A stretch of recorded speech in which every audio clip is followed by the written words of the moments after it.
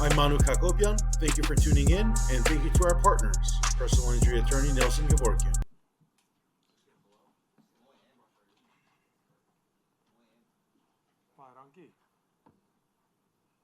Check. Dricus, first of all, I'd love to get a comment on the T-shirt you chose to wear today. Well, yeah, I mean, with there was after obviously Trump being re-elected, which is absolutely incredible. I think he's an amazing president, and I've had the privilege of meeting him. And he said this, when with everything going on right now, changes coming, good changes, he's holding people accountable, a lot of countries accountable for everything, and it's amazing to see. And obviously, being a champion, he said he wants champions in his team, so that's why, and he said it on X. Big shout out to fellow South African Elon Musk for also doing the right thing. And like you said, Trump prefers champions. When you look back at that first fight with Strickland, close fight, right? You felt you won, he felt he won, the way it goes? No, the judges thought I won. Right. But do you look back at that fight and think, well, I won it, so I just need to do the same thing again? Or you look back at it and go, I can improve on that performance and I know how to? Yeah, absolutely. I think it's exactly what you said. I did the right things to win that fight. He is going to make adjustments to be better, and I have to do the same thing. It's not that I have to do anything different. I just have to do whatever I've been doing better. I've had a year now to improve upon that performance, cleaner, to be fitter, stronger. In terms of strength, that's not a problem. Just being cleaner, picking the shots better, being more patient. This is not my first UFC title fight anymore. And I know I can push that pace for 5 rounds. So that changes my dynamic, but I'm not going into this fight thinking it's the same fight as the first one. He's going to make the adjustments. He knows what it's like in there with me, just like I know what he's doing and how, his team is incredible. He has an incredibly good coach. Coach Eric is very well respected, and I have the world's respect for him, and I know he's a master at the game plan and figuring it out, but so is my coaches and my team. So, yeah, very similar in fight, because we both now know, and how much could have really changed. It's just about being cleaner and better at everything. He has this reputation as an awkward sort of striker, with his shoulder rolls and his teeps. Do you think, in a way, fighting him twice gives you a bit of an advantage almost, because you've sort of had those 5 rounds with him to sort of get used to that style? Yeah, I think it can, but it can also, bite you in the ass. If you think you're fighting a certain style and you're fighting a certain guy and all of a sudden he comes out completely different, that can throw you off too. That's what I said. To think of the second fight the same as the first fight would be the same level as underestimating Sean Strickland, which I'm not doing. I'm expecting the best fighter in the world to show up, just like I've expected the best fighter in the world to show up every single time. Like we saw with Adesanya, when he showed up, I knew I was there to fight the best Adesanya, and everybody said it. He said it. Everybody said he looked incredible. And I went out there to beat the best Adesanya, just like I'm out there to beat the best Strickland that we've ever seen. And his fight style doesn't have any effect on how I fight. I'm going out there to do what I do and do it as the world champion, the best in the world. And he's going to be the best Strickland in the world, and we're going to see whose best is the best. Speaking about what you do, I feel like every time you fight, there's a commentary on your style. Izzy and Rob recently called it ugly. Dana White says you fight like a white man dances. Do you think your fighting style is ugly? It's effective. That's what I think. And then one last one from me. Did the movie Never Back Down inspire you to take up MMA? Yes, that is 100% true. Which character do you relate to most in that movie? The one that gets the hot girl in the end. I feel like you're kind of the villain, brother. You're like... I'll take that too. He had the hot girl before that. Dricus in the front right here. When Islam was preparing for his rematch against Arman, he said it was all business between them, but he kind of viewed that as it annoyed him when people said the first fight was close and tough, when he thought he clearly won, and he wanted to use that rematch as a way to erase all questions. Are you viewing this the same way with Sean on Sunday morning? Yes and no. Yes, because, in my career, I only have 2 decisions. Both decisions I'm completely happy with because I could prove to myself. It was my first time going past the 3rd round, and I've had many 5-round fights before that. But going to that 5th round in a war like that proved to myself that I can do it. It's easy to say it, and it's easy to do it in a fight camp, doing it in training, but doing it in the octagon is a bit different against a world-class fighter. So I can tick that off the box. Now I want to go in there. For me, that fight, the split decision was the biggest shock to me. I don't think it was a split decision. It was the biggest shock of that whole thing. But it was a great fight. It was a war. If you play the odds like Strickland and having 8 split decisions in your career, a split decision is what you call a coin flip. If you flip that coin 8 times, you're bound to get unlucky a couple of times. He got lucky with the split decision, otherwise we wouldn't be here now. I am very happy that they made this fight. I was asking for this fight up until the Hamzat thing happened, then I would have preferred that fight, but I'm really happy this fight's happening because now I can go and say, we're going to settle this. We're going to put this to bed because, all the Strickland fans that believe he won that fight, I can just go out and put this behind me. Not that it was ever in front of me as I have to get that. Maybe I did. No, I didn't get lucky. I wasn't gifted a belt. I fought for 5 rounds forward. 23 minutes forward in a 25-minute fight warrants a win. That's the guy who's trying to fight, not the guy who's trying to point. So for me right now, I think Strickland is the best middleweight in the world right now, behind myself. And he deserves to be here. I know he's an incredible, incredible fighter. He's so good defensively. He's tough.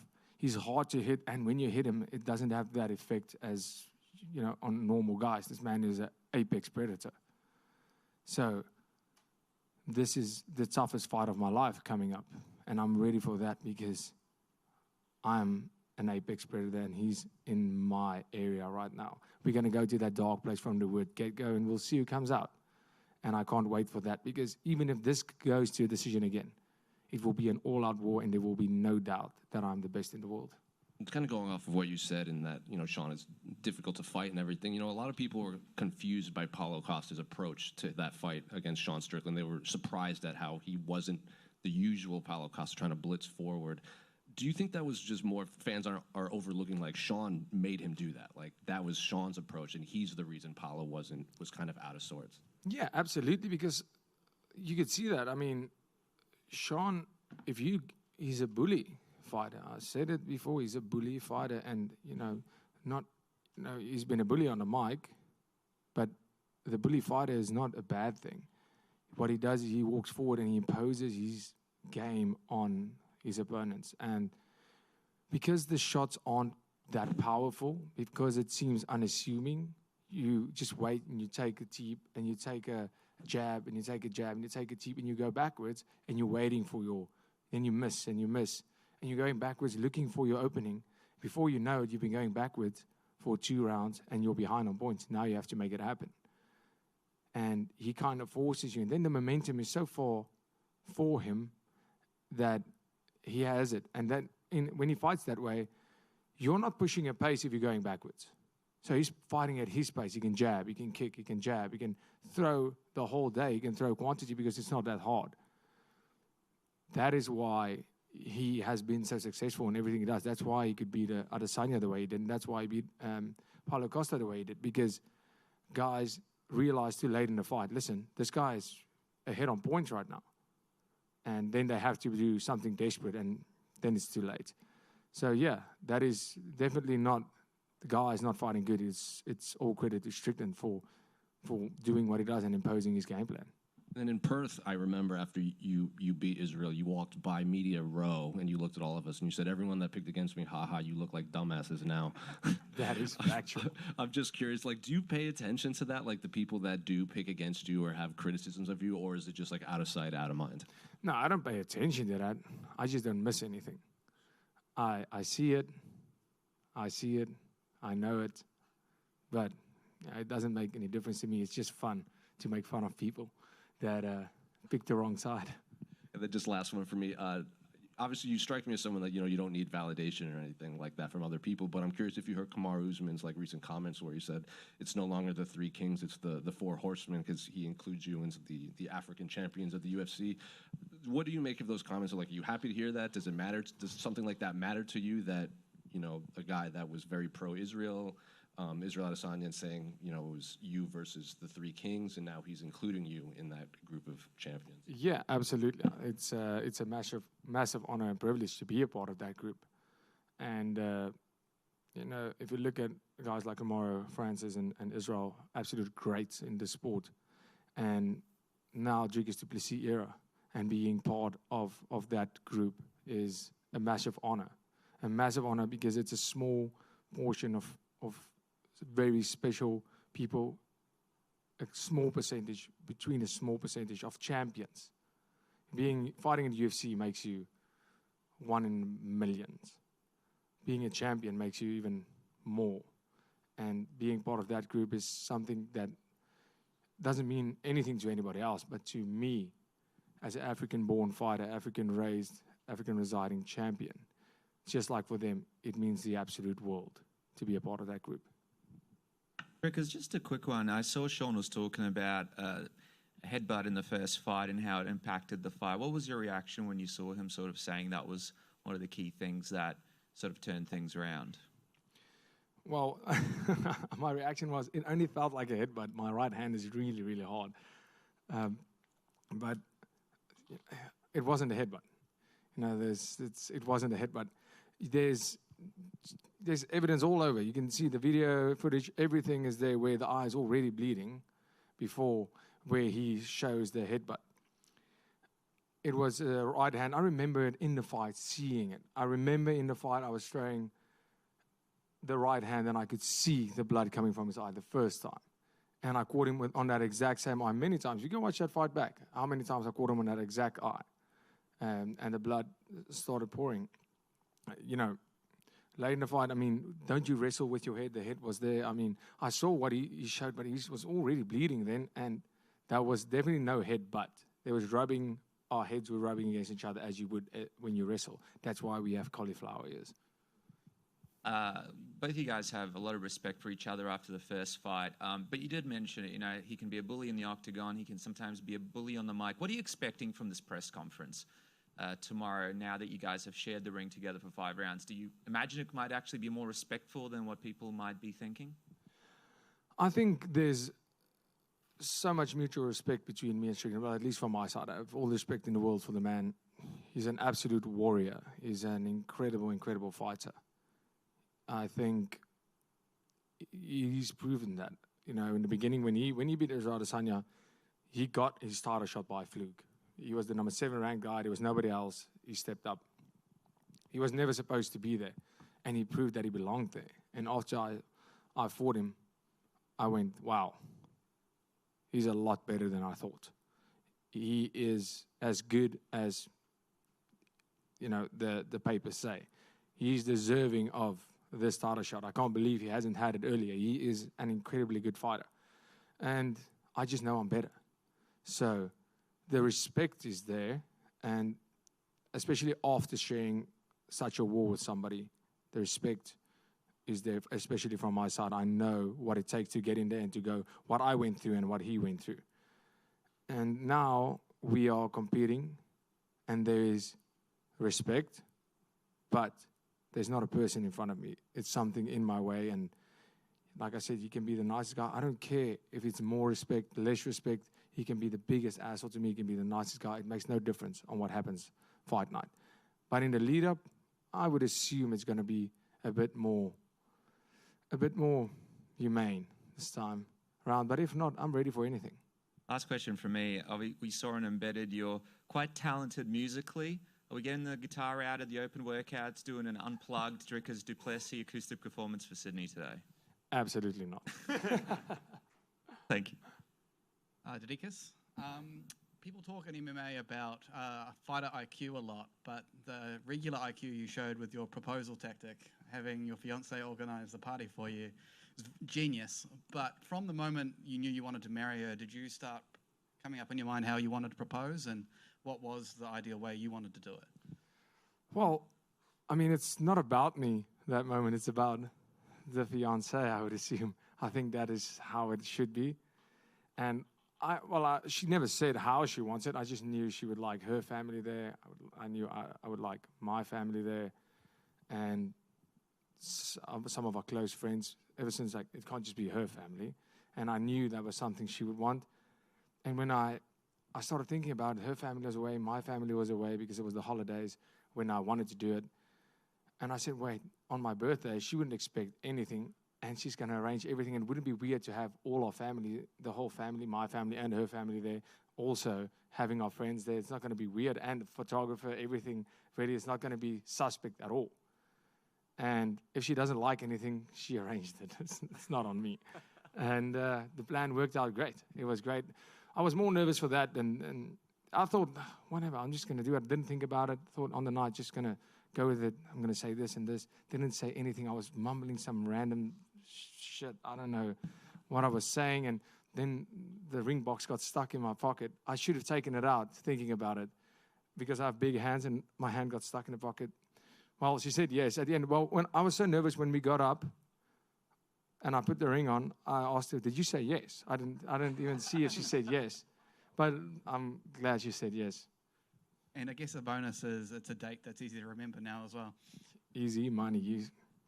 Congratulations. Thank you so much. Dricus back here.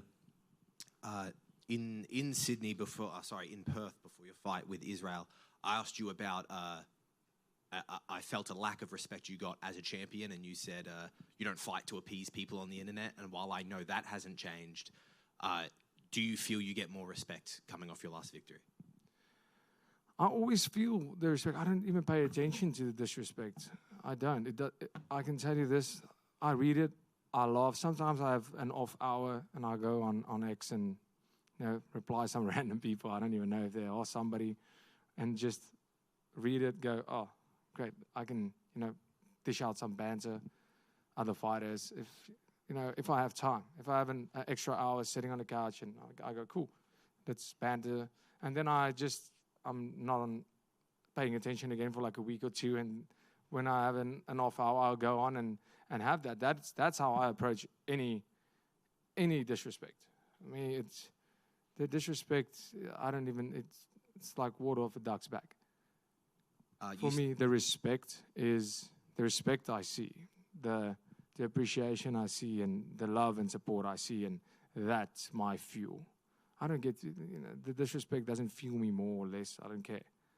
The respect and the love I get from people, and the people that believe in me and want me to succeed, that motivates me to go out there and prove them right. Apologies for stepping on your answer there. You started this press conference by saying this is not your first title fight. It's something that's now beginning to be more familiar to you. What are the biggest changes that you've felt when you look at the man who challenged for the title to the champion who sits in front of us today? How are you different? The biggest difference for me in mentality is when I show up to that gym every day. I need to be the example of a world champion. There's guys looking up to me every single day, guys chasing the same dream as I had when I was in that same spot. I'm training on the same mats with the same people, same coaches, in the same building. Yeah, I rock up in a nicer car, for sure. But I am motivating every single person there, because I was once the same as that just a couple of years ago. I was a year and a half ago. I was the same guy chasing the dream they are chasing. And I need to be the example that this is what it takes. You can have this, no matter where you're from, no matter how hard it seems, how far it seems. One opportunity, and you got it. And I need to get in there every day and prove out of the octagon and out of the gym and inside the gym what it takes to be a world champion. That's the biggest change, is the responsibility that came with being a champion, and inspiring, because right now I'm at the top of this sport. So everybody looking at me in that gym, my training partners, to show them, you can also have this, but you better know this is what it's going to take. Be there first. Train the hardest during the session and do everything. It's the small things that add up. at the top, everybody is so good. Anything can happen at any time. But how much time do you spend on your warm-up, your cool-down, your nutrition? When are you there? When you can't train, when you're taking, are you still there? It's such small things. How much time do you spend on recovery? All those things adds up to what makes a world champion. How do you approach media? How do you approach your public image? And also showing them that you can still be a human. You can still be the normal person you have to be. You can't just go, okay, I'm world champion right now. Now I have to behave in a certain way and be all. No, I'm a human. I make mistakes and I just live my life. There's just more people filming it right now. And yeah, mistakes I'll make. That's part of life. I'm never going to be sorry for that. I will say sorry for the mistake, but don't tell me you don't make those mistakes, or everybody makes mistakes. It's part of it. So live your life and remember, the most important things were there before you became world champion. The most important things in my life, my team, my family, my friends, my circle, that were there before all of this. That is what's important. Never think the fans, the spotlight, or any of that is more important. So if I'm saying that, the good stuff media says, the good stuff everybody says, it's not more important than what your family and your friends think of you. And the bad things they say is definitely not more important than what your family and friends think of you. And once you have that, you'll always be happy and you'll always be in a good space. You know, I can have everything in the world. Without them, without the people that make my life worthwhile, nothing else matters. Very much. How you going, Dricus? Good to see you again, mate. Congratulations on your engagement. Thank you. I recently listened to your podcast with Mighty Mouse. It was awesome. What really interested me was your take on wanting to, stamp your legacy in the middleweight division, not move weight classes, at least not in the near future. Could you go into a bit of that now? Like, there's so much talk about other champions wanting to move, Ilia Topuria, Islam Makhachev. Why do you have a different take, those champions? Yeah, I think, when the time is right, the time is right. I think if there's nothing left, the move is there. I 100% agree with that. If Robert Whittaker would have beaten Hamzat, would have changed my opinion. If, not that I said I wouldn't have taken that fight, but then we have a case. If you start doing a rematch now and then another rematch, that's when it becomes dodgy in terms of, do I still need to be in this weight division? But if you look at the middleweights now, I said at least 3 times defending my title before going up. This is my second one. But look what happened with Imamov just now. How the middleweight picture changed in the last year. The whole top, from the rankings from 1 to 5 completely changed. Izzy and Rob being at the top for how many years has gone to 4 and 5. You have Imamov at 2, Strickland at 1, Hamzat somewhere, and you have Bahal coming up. You have these guys coming through the ranks, a complete new era of fighters, and I'm part of that era. And it's amazing for me to lead that era and in the middleweight division. And before I want to move up, I want it to be clear that I am the greatest middleweight on this planet.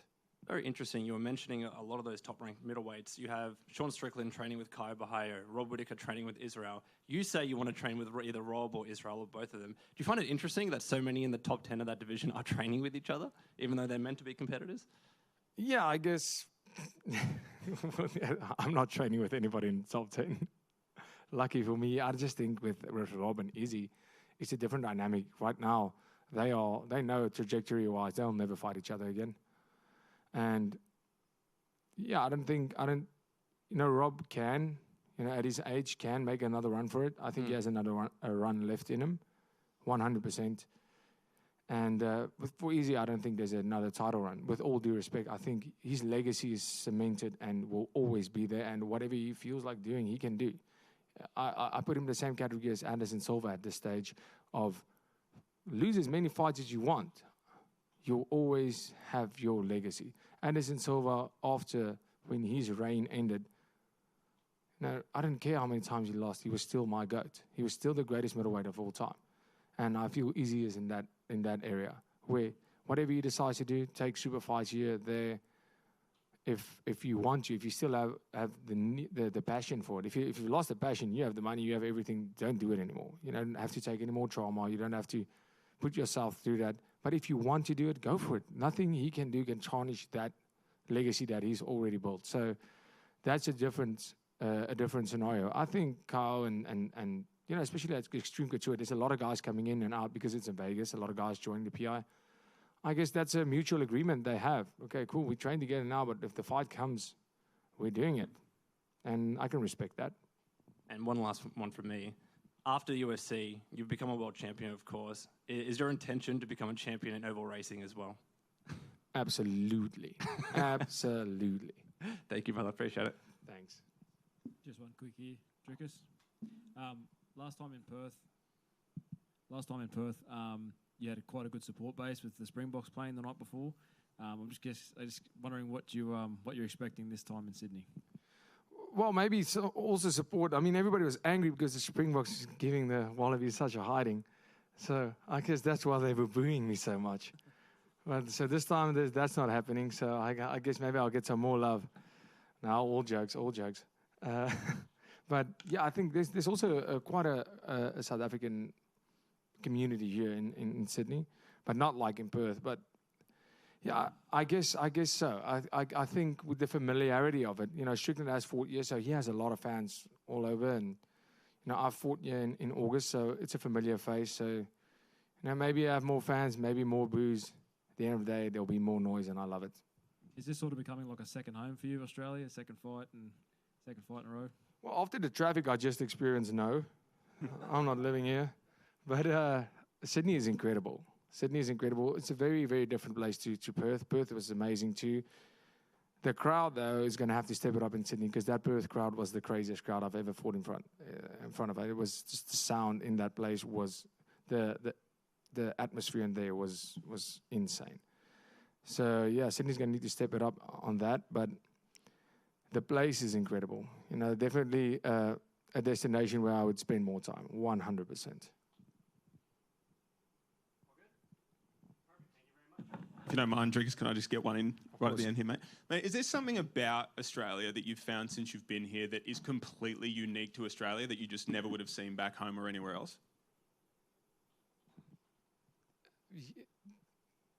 Okay, I can't say that. My mom would beat me if I said that. Yeah, like mullets and mustaches has really made a comeback here. And I love it. I think it looks amazing. It's going to take me a while to grow a mullet. I did the mustache last time. So, yeah, that is very unique in Australia. Like, everybody has it. It's great. I like it. And, geez, the traffic laws are insane. It's the slowest driving I've ever seen in my life. That's very unique. It's really... The car scene is incredible, but I'm just wondering, what do you do with such a fast car? Where do you take it? What do you do? Because, I mean, I'll just get the slowest car I can. Otherwise, I'll just have speed fines all the time. So that was very unique. And I have to say this, in terms of the culinary experience, it's the food that's the closest to South Africa, especially like Sydney and Cape Town is basically one in the same place.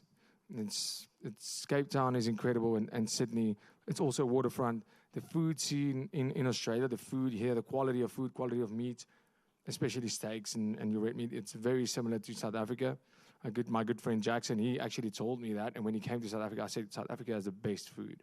He went to South Africa and he said, okay, I see what you mean, but Australia also has a great food scene. And when I came to Australia, I have to agree. Like, Australia is the one place on earth that competes with South Africa when it comes to good food. Thanks, mate. And that's it. Thank you, guys.